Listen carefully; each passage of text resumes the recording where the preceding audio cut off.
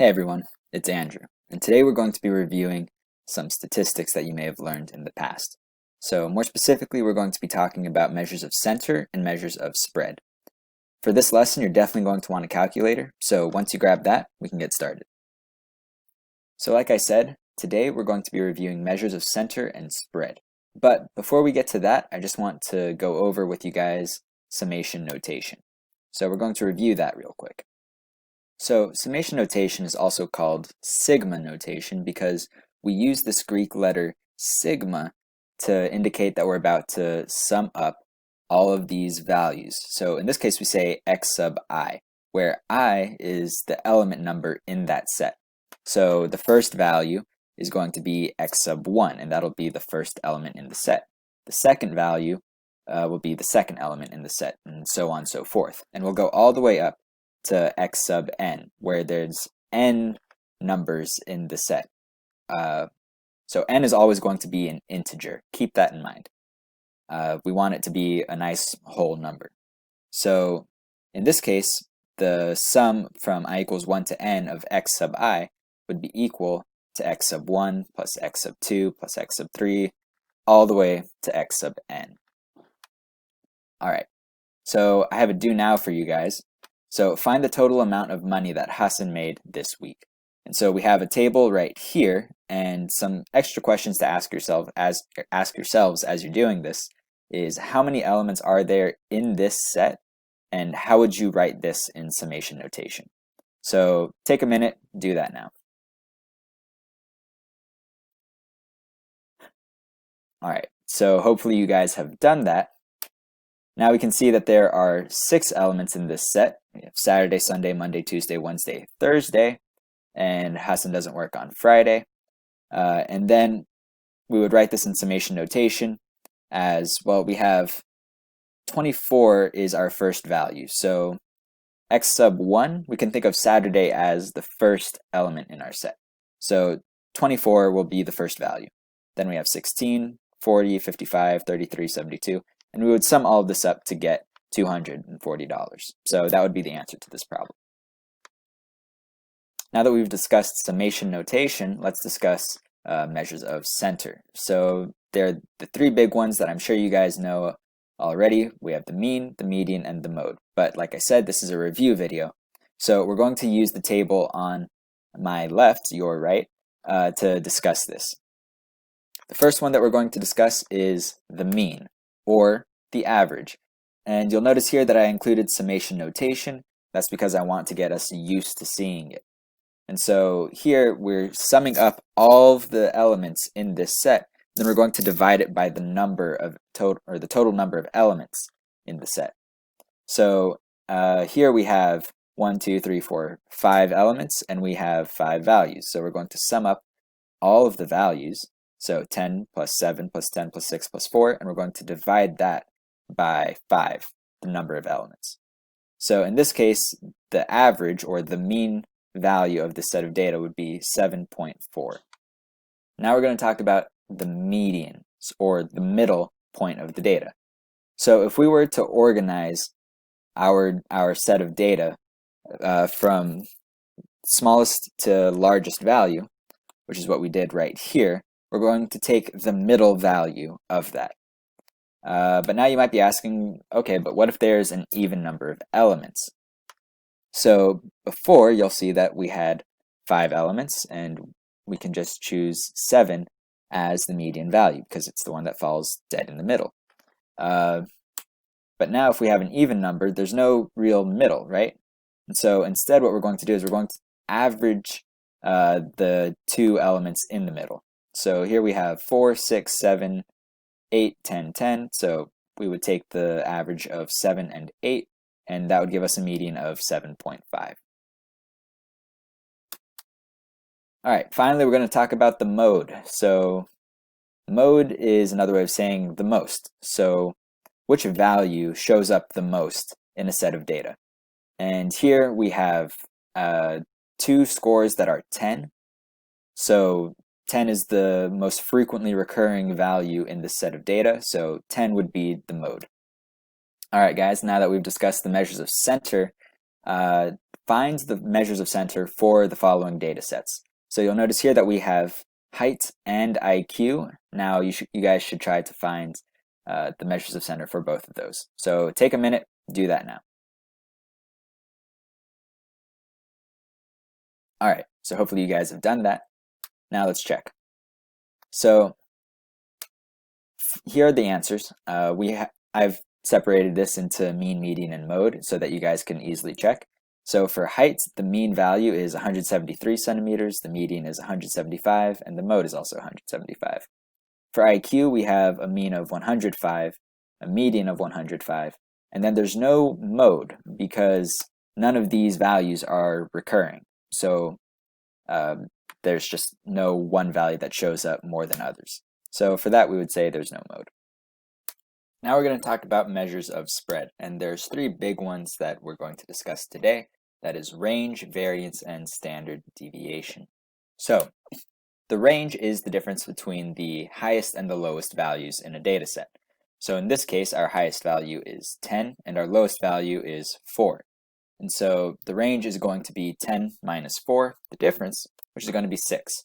So basically it's saying that from the lowest to the highest value, there's a spread of 6 points. So now we're going to talk about deviation and variance. But before we can really get into variance, we need to discuss first what deviation is. So the deviation for any one point is going to be the difference between the value of that element and the mean of the whole set. So basically, for any one point, you're going to subtract the average from that, and then that'll give you its deviation for that set. So let's take a closer look at that. So here you can see all of these points. So this is for a basketball game. And we have Farhan, Guled, Saeed, and Asma. And these are the amount of points that they averaged during their games. So Farhan got 28 points, Guled 42, Saeed 24, and Asma 30. So why don't you guys take a minute to try to find the deviations for each data point in this set. Hopefully you guys have done that, so now let's take a look. So I hope you guys recognize that the first thing we really had to do was to find the average of all of these values. So I did the work right here, and I even wrote it in sigma notation so that you guys could, kind of get used to that. And the mean value is just going to be 31 points per game. So you can see for Farhan here, he had 28 points. So 28 minus 31, that gives us a deviation of -3. And we can do that for all of the, everyone, Farhan, Guled, Saeed, Asma. So these are the deviations that you should have gotten. All right, so now we're going to get into discussing variance and standard deviation. So if you guys want, you can just use these equations and kind of find them yourselves. But I'm going to go into more detail about what these actually are. So let's start with the variance. So the variance is the sum of, or not the sum, the average of the deviations squared. So here I have a visual representation of all of the deviations. So Farhan has a deviation of -3, so that's a red line. And I try to make these all somewhat proportional. So here you can see all of the deviations represented as lines.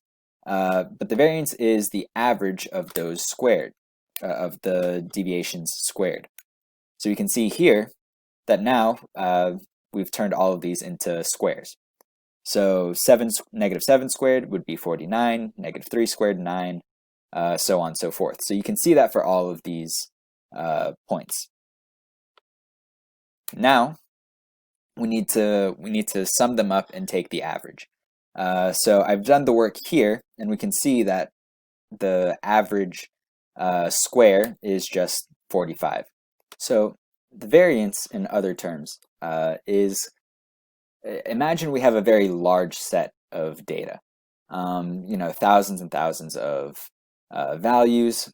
So if you were to select any value at random and take its deviation from or take its deviation, and then if you were to square that, you would expect it to be very close to the variance of that data set. So maybe that sounds a little weird, but let's talk about standard deviation, and hopefully it'll kind of help you visualize variance better. So in this case, our variance is 45. And remember, the standard deviation is just the square root of the variance. So if you wanted to take the square root of an actual square, well, that's just the side length. So here you can see that we have this side. I took it out. And the side length is just 6.7. So for our original data set, we have a variance of 45 and a standard deviation of 6.7. So what the standard deviation is for if you were to take any random deviation for any, or the deviation of any random value in a data set, you would expect it to be the standard deviation. So here it's kind of visualized or represented on a number line. Here we have the mean 31, and then the standard deviation, it goes on either side of the mean. And so you would expect most values to be between the two standard deviations. All right, so if you need a better visual representation of standard deviation, let's take a look at this next slide. So you'll notice that there are these little symbols down here, and these are also sigmas. So the previous sigma that we saw, that was an uppercase sigma. This is a lowercase sigma, but that's just details. But it's a symbol for standard deviation as well. So you'll notice that within one standard deviation of the mean right here, there should be about 34.1% on either side of it.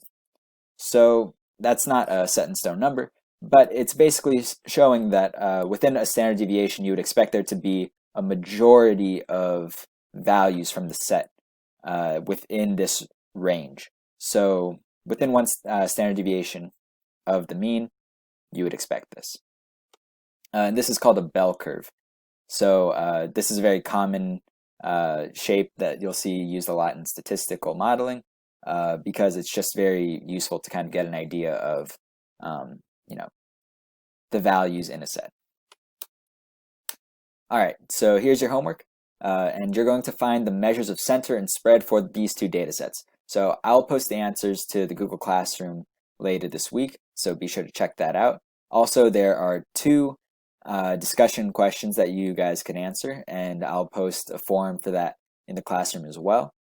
So if you enjoyed this video, if you feel like you learned something, please like and share it with your friends. If you haven't already, make sure that you're subscribed to the Abarso ASAP channel. Once again, this has been Andrew, and I hope you guys have a nice day.